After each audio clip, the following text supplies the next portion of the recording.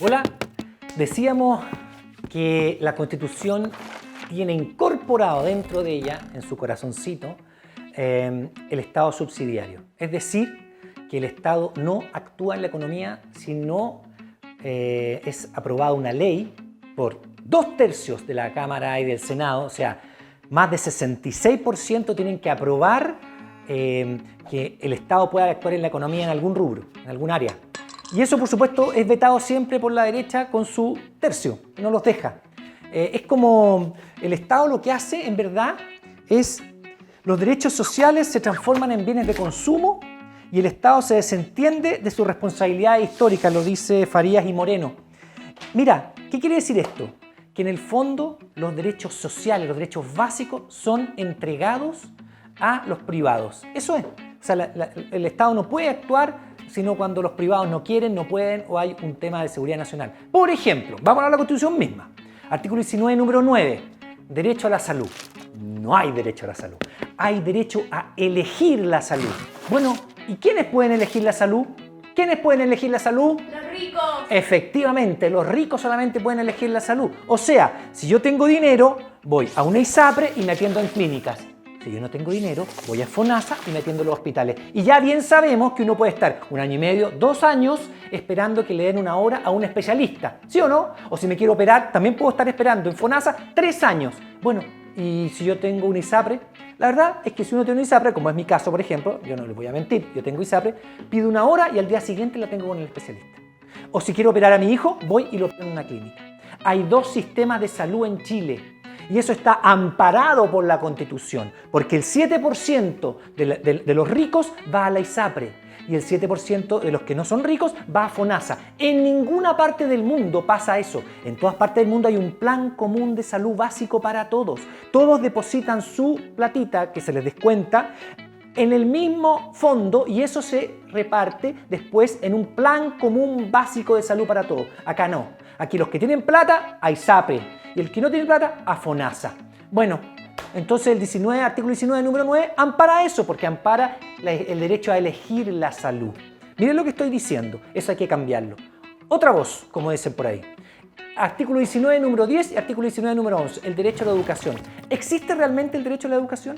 En el artículo 19, número 10 se menciona el derecho a la educación, pero lo que se le pone importancia es el derecho a elegir la educación. No hay que ser muy brillante para darse cuenta, empiecen a leerlo. Y dice, el derecho al final es un derecho a elegir la educación. No se garantiza la educación de calidad. Da lo mismo, el que tiene plata va a un colegio privado, el que no va a un colegio público, pero la calidad de esos 2 colegios, ya bien lo sabemos, no es la misma. El artículo 19, número 11, ¿saben lo que dice? Dice que todos tenemos derecho a abrir colegios. ¿Y cuáles son los límites que pone? Las buenas costumbres, la moral, la seguridad nacional, pero ¿y el lucro? ¿Se puede lucrar con la educación? Por lo menos hasta el segundo gobierno de Michelle Bachelet sí se podía lucrar, porque por ejemplo los colegios subvencionados que reciben plata del Estado, o sea, de todos los chilenos, sí pues, nosotros pagamos impuestos y el Estado le entregaba plata a todos estos colegios subvencionados y entonces, ¿cómo se llama ese señor que mantiene los colegios subvencionados? Los sostenedores. Y los sostenedores, algunos colegios los tenían bien, claro, bien, pero otros colegios, estos sostenedores no pagaban, por ejemplo, las imposiciones, tenían los vidrios quebrados, los wateres tapados y los colegios subvencionados no funcionando. O sea, se podía lucrar con la educación hasta que el gobierno de Bachelet prohibió ya que sociedades y privados pudieran ser dueños, ¿no? Entonces estableció que personas jurídicas sin derecho a lucro, ¿no? O sea, corporaciones pudieran ser dueños, por lo tanto la plata se reinvierte, pero antes se podía lucrar perfectamente con la educación. ¿Y eso estaba dónde? Artículo 10, artículo 19, número 11, artículo 19, número 10 de la Constitución, garantizado por la Constitución. Segundo bien, segundo derecho social, entregado a los particulares que no se dan en ninguna parte del mundo. Primero dijimos derecho a la salud. Segundo, derecho a la educación. A ver, vámonos al derecho a propiedad, artículo 19, número 24. Específicamente de dónde nos vamos a ir. Miren lo que les voy a leer. Les va a producir urticaria. Artículo 19, número 24, el derecho a la propiedad privada, que tanto le gustaba a algunos, inciso final, o sea, el último párrafo. Miren lo que dice. Los derechos de los particulares sobre las aguas, reconocidos o constituidos en conformidad a la ley, estamos hablando del derecho sobre las aguas, otorgan a sus titulares la propiedad sobre ellos. O sea, los derechos sobre las aguas constituyen propiedad para los que son dueños de los derechos de agua. Saquemos la suerte entre gitanos. Los derechos de agua es lo mismo que ser el dueño del agua. O sea, algunos me pueden decir, no, es que el dueño del agua es el federal Estado. Pero en verdad, en rigor, hoy día el derecho de agua es de unos pocos, entregados a partir del Código de Agua en 1981. Se pedían derechos de agua y te lo asignaban gratis. Y hoy día, ¿qué hacen algunos? Venden agua, compran agua, otros arriendan agua y se hacen millonarios con el agua de todos los chilenos. La misma agua que baja la cordillera, la misma agua que está en el subsuelo, que es de todos, ahora unos lucran con esa agua. Y entonces pasa lo que pasa en Petorca. ¿Han ido a Petorca? Lindo los paltos, precioso. A mí me gusta la palta, lindo los paltos. Cruzamos la calle y al señor se le murieron ya los animales por falta de agua. Y tiene que esperar una vez a la semana el camión aljibe para poder tomar agua y lavarse las manitos, porque ahora todos tenemos que estar muy conscientes con el coronavirus que hay que lavarse las manitos. Y bueno, ¿y cómo se hace para lavarse las manos? Tiene que esperar una vez a la semana el camión aljibe. Bueno, ¿y qué pasa con eso? Los dos son chilenos. Uno tiene derechos de agua, el otro no. Y esa es la realidad. Les voy a contar una anécdota que me pasó. Yo fui a un lugar que se llama Nogales. En Nogales la gente no tiene agua. ¿Y saben qué? Hay una minera que es dueña de la mina El Soldado, que tiene más de 10 pozos de agua. Y la gente en Nogales no tiene agua. ¿Y saben lo que hizo la gente? Se tomó un pozo. Sí, señores, se tomó el pozo 9 y ahí viven los chiquillos. Viven y negociaron con esa minera que les diera un poco de agua para el pueblo. Señores, en Nogales no tienen agua. Y la minera tiene más de 10 pozos profundos de agua. Todos chilenos los que viven ahí y no tienen derecho de agua. Señores, entonces, dejémonos de cosas. El amparo del derecho de agua para los privados que se lucra está en el artículo 19, número 24, inciso final. Y eso está en la Constitución. Entonces, les voy a contar una cosa. Hace más o menos un tiempecito, 3 meses, 2 meses y medio, se votó en el Congreso que el agua volviera a todos los chilenos. Que el agua fuera un bien nacional de uso público. ¿Y saben qué pasó?